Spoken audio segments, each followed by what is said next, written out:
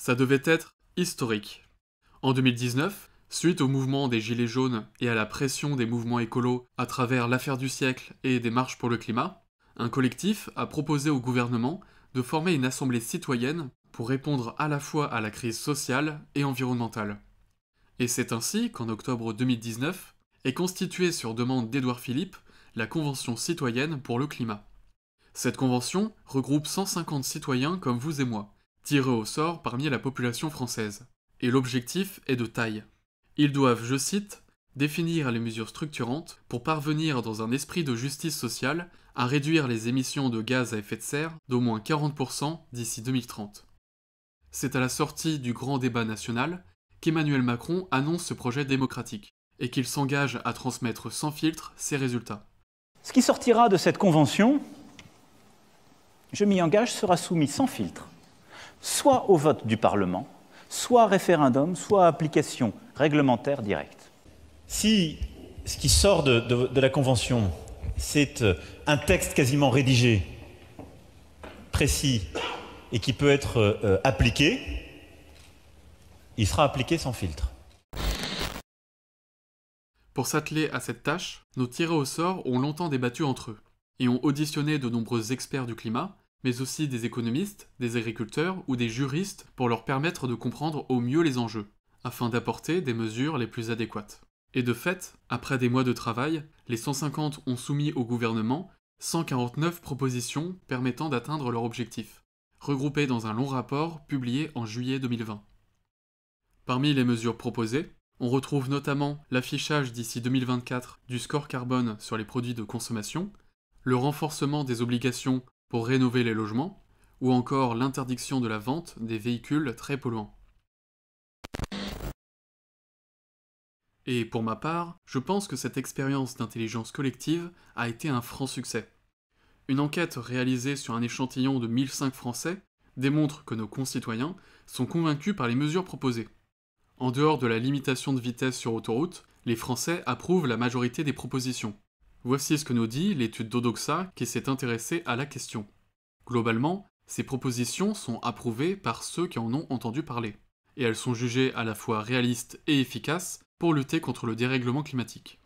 Et soulignons au passage que 81% des Français seraient favorables à ce que les principales mesures soient soumises à référendum.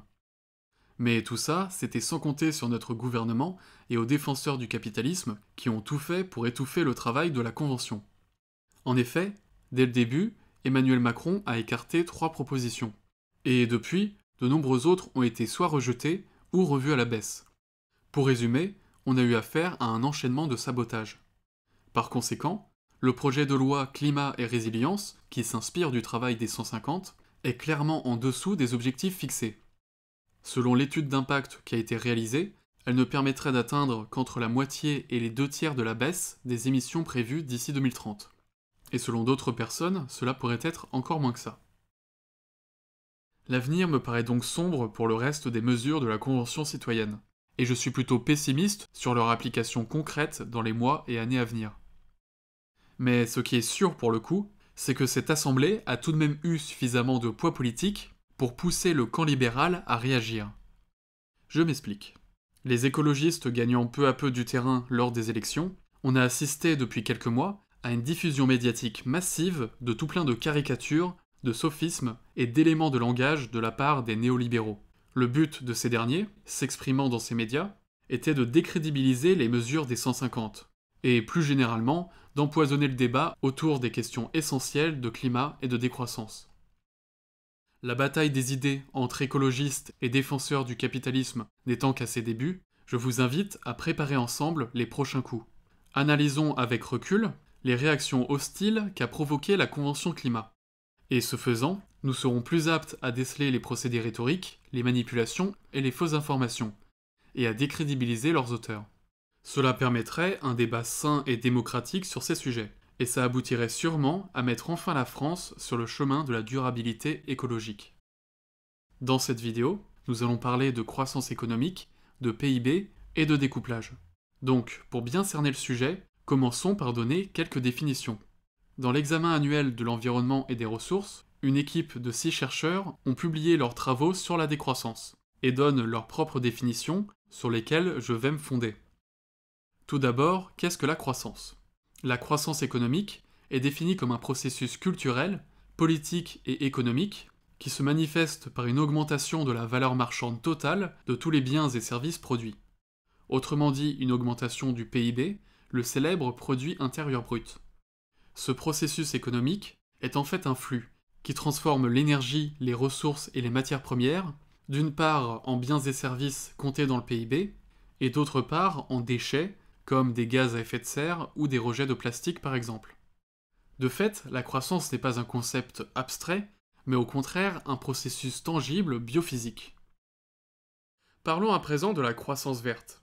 C'est une idée postulant qu'il est possible d'effectuer un découplage, c'est-à-dire d'avoir une croissance économique traditionnelle, mais tout en diminuant le flux des matières premières, des déchets et des polluants.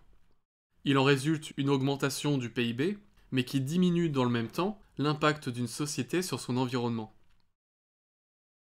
Passons à la décroissance. C'est là encore un processus visant à planifier la réduction de l'empreinte écologique de l'humanité. Mais ici, on ne mise pas sur le découplage permettant de maintenir l'augmentation du PIB. Ce dernier va forcément chuter en même temps que l'utilisation de l'énergie et des ressources. Dans ce cas, il y a donc une contraction de l'économie pour retrouver un équilibre avec les limites planétaires. Il convient de préciser que dans un tel modèle, il est toujours possible d'atteindre une amélioration qualitative des modes de vie et du bien-être de la population. Nous y voilà.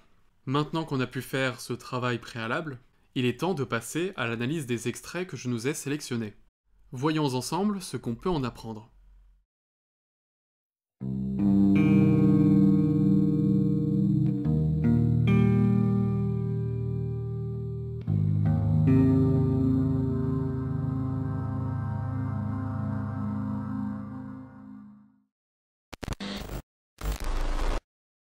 Vous avez assumé, décidé, et je le partage, de placer l'écologie au cœur du modèle économique. Ça veut dire qu'ensemble, nous décidons de ne pas faire deux autres choix. Il y a un choix possible qui est de continuer à dire le cœur de notre modèle économique, c'est de produire, sans se soucier de l'écologie. Ça n'est plus possible. Nous sommes aux limites de ce système. Mais le deuxième choix auquel vous tournez le dos aussi, c'est celui qu'on appelle le modèle de la décroissance. Vous ne proposez pas de ne plus produire. Et je crois comme vous que ce ne serait pas une réponse au défi qui est le nôtre. Et donc on voit bien que le choix de décroissance n'est pas une réponse au défi climatique non plus. Non. Remettre l'écologie au cœur du modèle productif. Faire le pari de l'investissement dans les transports, les énergies, les technologies de demain est pour moi ce premier pilier qui réconcilie économie et écologie que vous assumez et auquel je crois. D'accord, donc tâchons de résumer la situation. Selon ces extraits, notre société est face à un choix. La croissance économique actuelle causant par nature de nombreux dommages à notre environnement, il nous faut choisir entre deux options. La croissance verte d'une part et la décroissance de l'autre. Bien évidemment, la question est vite tranchée pour certains. Et Isabelle, je suis venu vous parler ce soir des deux écologies, car il y a bien deux écologies qui vont certainement s'affronter lors de la prochaine présidentielle. Il y a l'écologie décroissante et puis il y a l'écologie positive, optimiste, qui croit au progrès. L'écologie décroissante, elle rejette le progrès. Elle pense qu'il faut refuser la 5G. Elle cautionne même quand on brûle des antennes 5G, comme on l'a vu récemment. Alors ça, c'est ce que vous appelez l'écologie décroissante. C'est quoi alors l'écologie positive? L'écologie positive, Isabelle, elle croit au progrès technologique pour lutter contre le réchauffement climatique. Elle croit à l'innovation, à l'entrepreneuriat, à l'économie de marché, à l'investissement pour sauver la planète. Et évidemment, on va passer à la 5G. Je vais être très clair. La France, c'est le pays des Lumières. C'est le pays de l'innovation. Et j'entends beaucoup de voix qui s'élèvent pour nous expliquer qu'il faudrait relever la complexité des problèmes contemporains en revenant à la lampe à huile. Je ne crois pas au modèle Amish. Et je ne crois pas que le modèle Amish permette de régler les défis de l'écologie contemporaine. Je crois en la croissance écologique, pas à la décroissance verte. Bon, arrêtons-nous là pour l'instant. Vous le savez si vous suivez mes autres vidéos, l'humanité doit se préparer au plus grand enjeu de son histoire. Si nous échouons à inverser le dérèglement climatique, il aura le potentiel à lui seul d'anéantir une large partie de notre espèce et des autres vivants. Vaudrait donc mieux ne pas se gourer dans les solutions à mettre en œuvre pour contrer ce phénomène. Alors, est-ce que la croissance verte peut vraiment sauver la planète? Elle est vantée de toutes parts dans l'espace médiatique, mais la question mérite d'être posée. Et on va y répondre méthodiquement. Une fois n'est pas coutume, pour ce faire, plongeons-nous dans la littérature scientifique. Avec ces quelques mots-clés, on tombe très vite sur une multitude d'articles traitant de notre sujet. Examinons ce qu'ils nous disent dans les grandes lignes. J'ai sélectionné une dizaine de papiers référencés sous cette vidéo. Voici le premier, mis en ligne par l'équipe de James Ward en 2016. Est-il possible de découpler la croissance du PIB de l'impact environnemental? La réponse à cette question devrait nous aiguiller sur la plausibilité d'une croissance verte. Je cite l'article en question. L'argument selon lequel la société humaine peut découpler la croissance économique de la croissance des impacts environnementaux est séduisant. Si un tel découplage est possible, cela signifie que l'augmentation du PIB est un objectif de société durable. Mais le débat est polarisé, avec d'un côté une prépondérance d'économistes néoclassiques, persuadés que ce découplage est viable, et de l'autre, les économistes écologistes pensant qu'il est impossible. Trancher cette question a des implications politiques de grande portée. En effet, le découplage est de plus en plus décrit dans la presse comme un objectif politique réaliste, et est maintenant intégré dans les indicateurs internationaux du développement durable. Mais si le découplage s'avère infaisable, alors la société devra s'éloigner du modèle actuel visant une croissance infinie. Dans le présent document, les chercheurs ont utilisé un modèle prenant en compte de nombreuses études, pour développer un pronostic à long terme de l'impact environnemental dans le cadre d'une croissance continue du PIB. En fin de compte, leur modèle démontre que la croissance du PIB ne peut être découplée de la croissance de l'utilisation des matériaux et de l'énergie. Selon eux, il est donc trompeur d'élaborer une politique axée sur la croissance en pensant que le découplage est possible. Donc coup dur pour les économistes néoclassiques. La réponse à la question posée par l'article est claire. Obtenir une croissance verte en découplant la croissance du PIB des impacts sur l'environnement semble impossible. Mais ne nous arrêtons pas là. Une seule étude n'est pas suffisante pour condamner la croissance verte. Voyons à présent d'autres travaux effectués depuis. Dans leur étude « La croissance verte est-elle possible ?», le chercheur Hickel et ses collègues se sont également plongés dans le sujet. Alors je vous passe les détails, mais les résultats corroborent ceux de l'étude précédente. Je vous lis leurs conclusions. Cette étude constate que les preuves empiriques existantes ne soutiennent pas la théorie de la croissance verte. Les données suggèrent que le découplage absolu n'est pas réalisable à l'échelle mondiale, même dans les meilleures conditions politiques, et qu'il est physiquement impossible à maintenir sur le long terme. À la lumière de ces données, nous pouvons conclure que la théorie de la croissance verte, en termes d'utilisation de ressources, manque de fondement scientifique. Ces preuves soulèvent des questions sur la légitimité des efforts menés par la Banque mondiale et l'OCDE pour promouvoir la croissance verte comme moyen de sortir de l'urgence écologique. Ces preuves suggèrent également que tout programme politique qui repose sur des hypothèses de croissance verte doit être réexaminé au plus vite. Le fait que cette croissance reste une possibilité théorique n'est pas une raison pour concevoir une politique autour d'elle alors que les faits pointent dans la direction opposée. Je ne vais pas toutes les citer, mais en fait, de nombreuses autres études mènent aux mêmes conclusions. Pour tenter de convaincre les derniers sceptiques, voici tout de même ce que rapporte une dernière étude publiée en 2020. Je l'ai sélectionnée car je la trouve particulièrement intéressante. En effet, c'est une catégorisation et une analyse de la littérature scientifique. Concrètement, les chercheurs ont examiné plus de 170 études portant sur les découplages, pour voir s'ils nous permettraient d'atteindre la soutenabilité écologique. Ils nous rappellent que l'idée de découpler les dommages environnementaux des biens économiques a été présentée comme une voie vers la durabilité par des organisations comme l'OCDE ou les Nations Unies.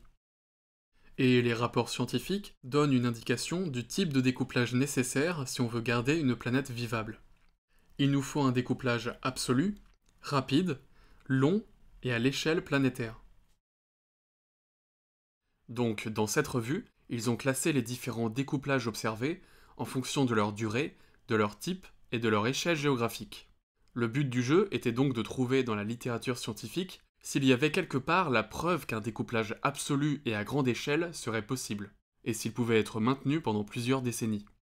Malheureusement, sur les 179 articles publiés entre 1990 et 2019, l'analyse ne présente aucune preuve de découplage absolu des ressources à l'échelle de l'économie nationale ou internationale, ni aucune preuve d'un découplage remplissant les critères nécessaires à la soutenabilité écologique. Donc, pour conclure sur cette première partie, on a beau nous parler depuis des décennies de croissance verte pour régler tous nos problèmes environnementaux, en réalité, c'est un échec cuisant. C'est un échec cuisant. Alors, je ne prendrai pas ce chiffre pour dire que c'est un échec. Ça n'a pas marché. Oui, c'est le moins qu'on puisse dire. Au sujet du découplage et de la croissance verte, la conclusion est sans appel. L'humanité ne peut pas continuer à croître éternellement. Verte ou pas, la croissance ne sera jamais une solution adaptée ni pour lutter contre la raréfaction des ressources, ni pour résoudre les crises bioclimatiques. Si nous continuons sur cette lancée, nous serons bientôt à court d'énergie, de matières premières et de temps pour combattre le dérèglement du climat. Mais heureusement pour nous, l'histoire n'est pas encore écrite, et nous avons une alternative. On a vu dans la première partie que les tenants du modèle capitaliste orchestraient une sorte de dilemme entre deux alternatives. D'un côté la croissance verte et de l'autre la décroissance. Mais au fond, il n'y a pas vraiment de choix à faire entre les deux. Car de toute façon, et comme on l'a vu précédemment, une croissance écologique, ça n'existe pas. Si on veut sauvegarder l'état de la planète actuelle et garder notre climat sous contrôle, nous devons décroître. Cependant, tout ça ne plaît pas trop aux néolibéraux. Effectivement, ils aimeraient jouir jusqu'au bout et le plus longtemps possible du pouvoir et du mode de vie que leur apporte la croissance. Pour répondre aux critiques comme la mienne, ils pourraient apporter des contre-arguments se fondant sur des données sérieuses publiées dans des études systématiques. Mais ces données n'existant pas, et donc à défaut de pouvoir prouver que la croissance verte est scientifiquement réalisable, ils préfèrent dénigrer la décroissance par tous les moyens. Raisonnement biaisé, sophisme, bullshit en tout genre, on a pu voir revenir en boucle les mêmes pseudo-arguments contre les mesures de la Convention citoyenne, et de fait contre la décroissance. Les journalistes des grands médias n'ont jamais pris le temps de le faire remarquer, nous allons donc remédier à cette carence. Après avoir pourfendu la croissance verte, voyons maintenant ce que valent les critiques faites à une société post-croissance.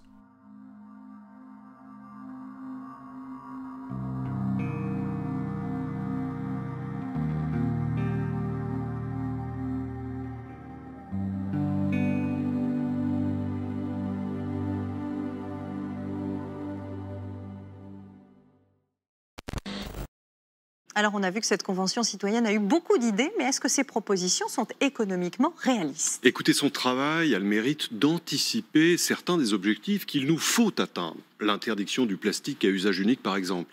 Pour autant, c'est un voyage vers la décroissance qui nous est proposé.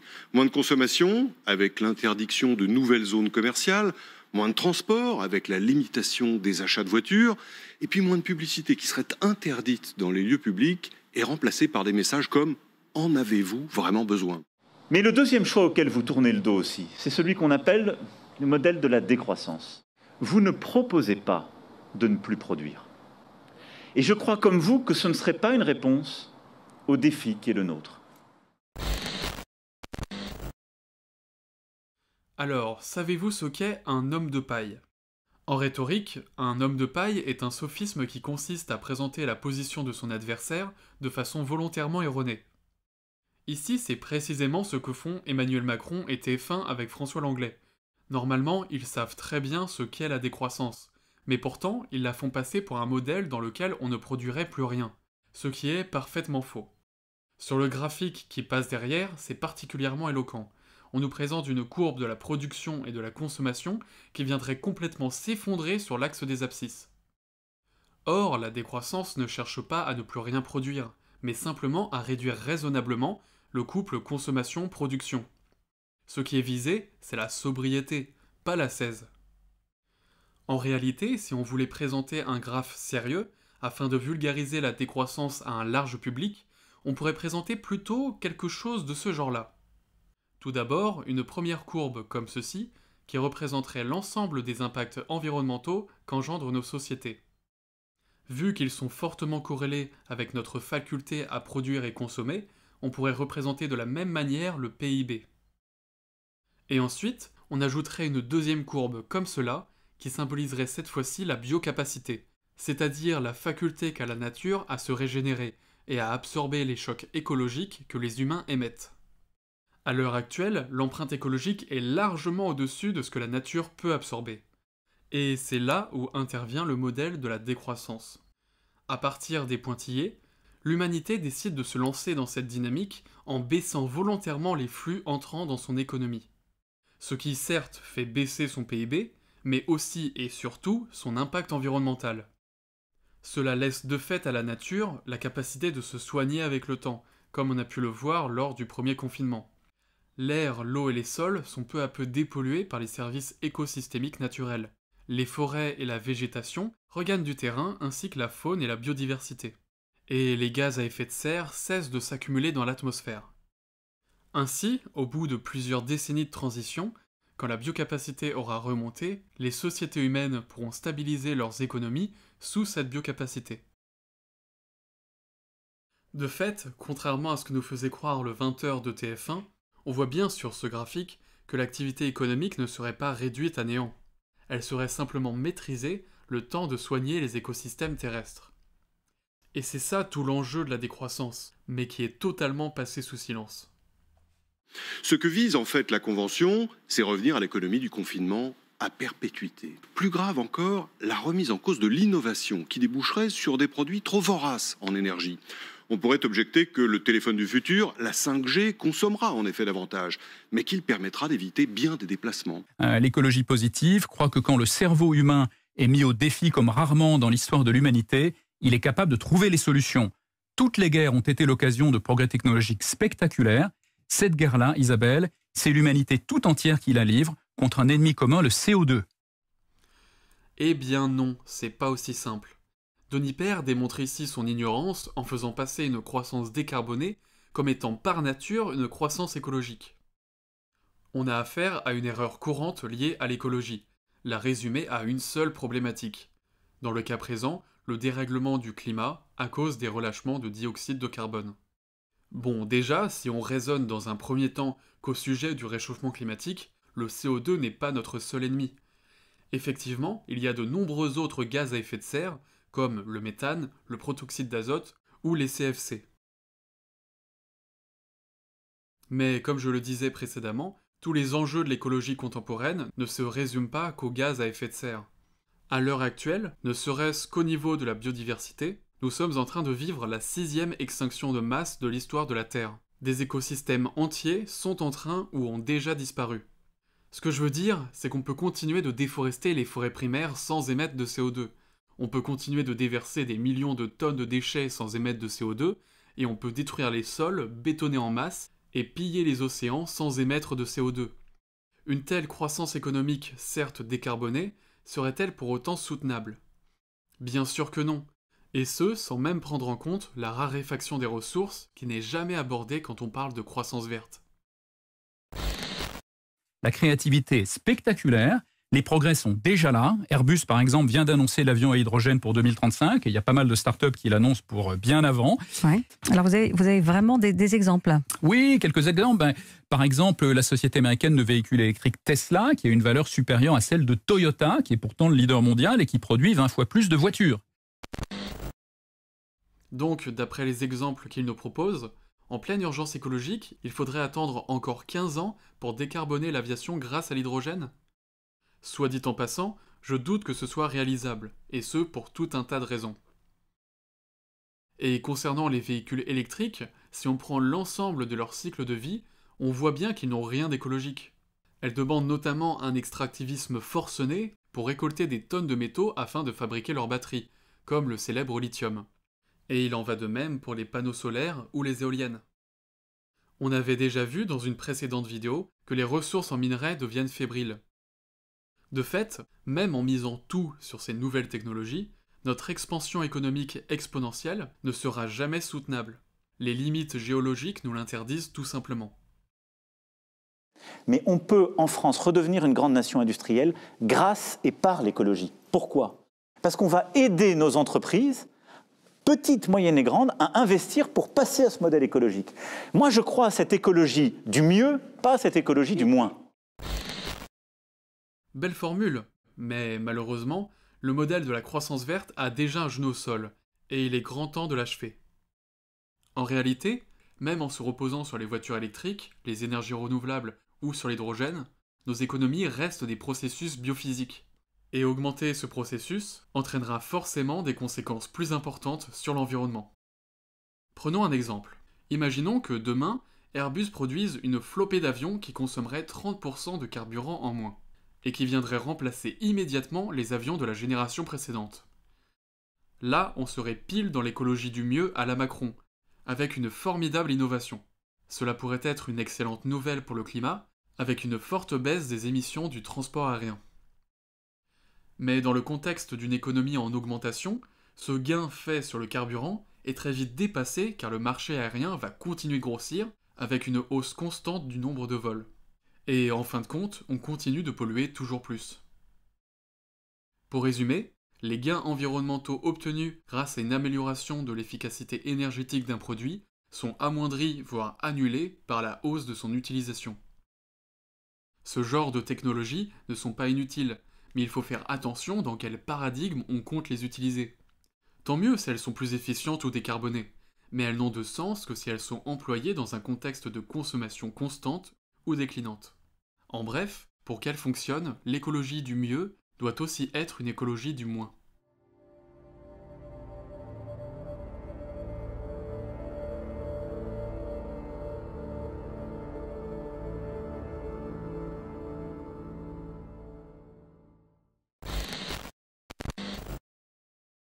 Reprenons les idées clés de cette vidéo. Tout d'abord, on a pu constater que dans l'espace médiatique, les bénéficiaires de l'ordre capitaliste orchestraient une sorte d'opposition entre croissance verte et décroissance pour sortir de l'urgence écologique. Cependant, comme nous l'avons vu plus tôt, ce dilemme entre ces deux options est fallacieux. Car en effet, les preuves scientifiques à notre disposition démontrent que la croissance verte est impossible. Et la seule solution qui respecte les lois de la physique, c'est la décroissance. Il n'y a donc pas de débat à avoir s'il faut ou non décroître, car de toute façon, qu'on le veuille ou non, nous allons décroître. Soit cette décroissance sera réfléchie, prévue et organisée sur le long terme, ou au contraire, on n'aura rien prévu à l'avance et le dérèglement climatique nous l'imposera de force. De plus, les chercheurs du domaine nous enjoignent à sortir du paradigme de la croissance verte au profit de la décroissance. Je les cite.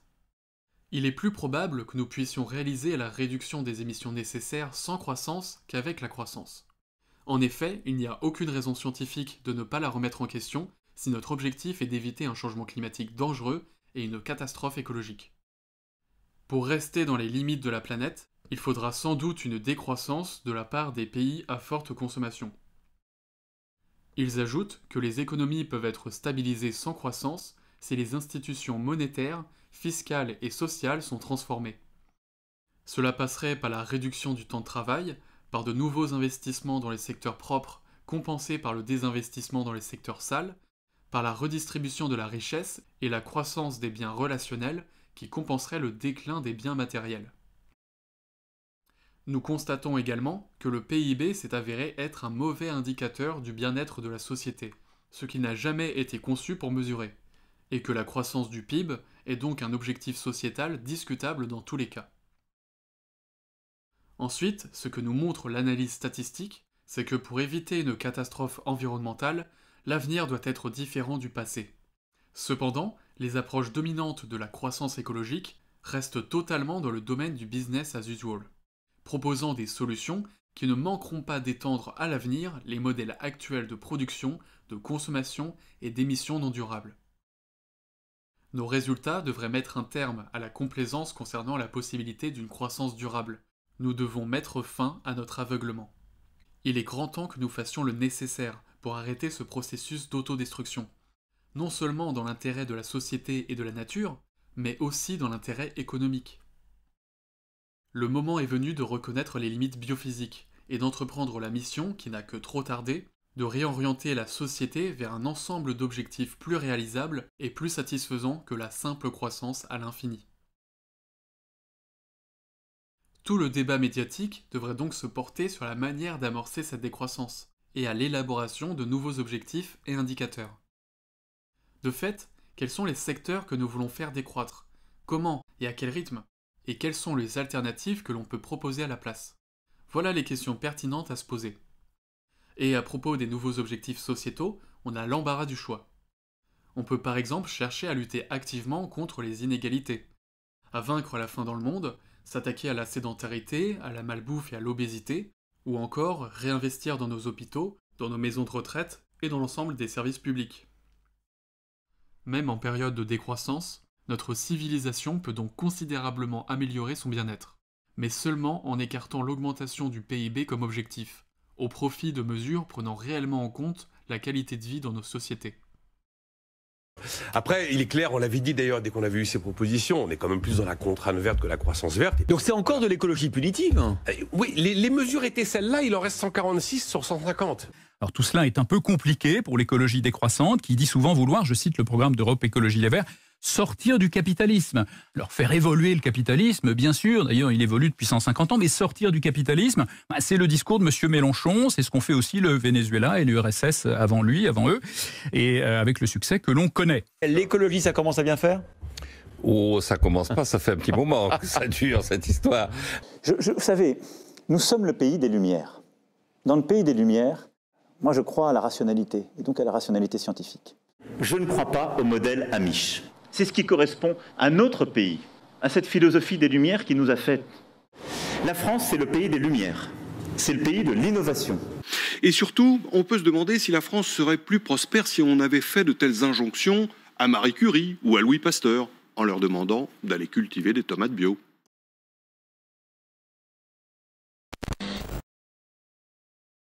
Aujourd'hui, nous le savons, les données empiriques donnent tort au camp libéral. Mais pourtant, les adeptes de la croissance restent noyés dans leur croyance en une expansion économique illimitée dans un monde fini. Mais la science a tranché, c'est impossible. Pendant des décennies, des femmes et des hommes se sont battus pour écarter la religion et ses dogmes de la sphère politique.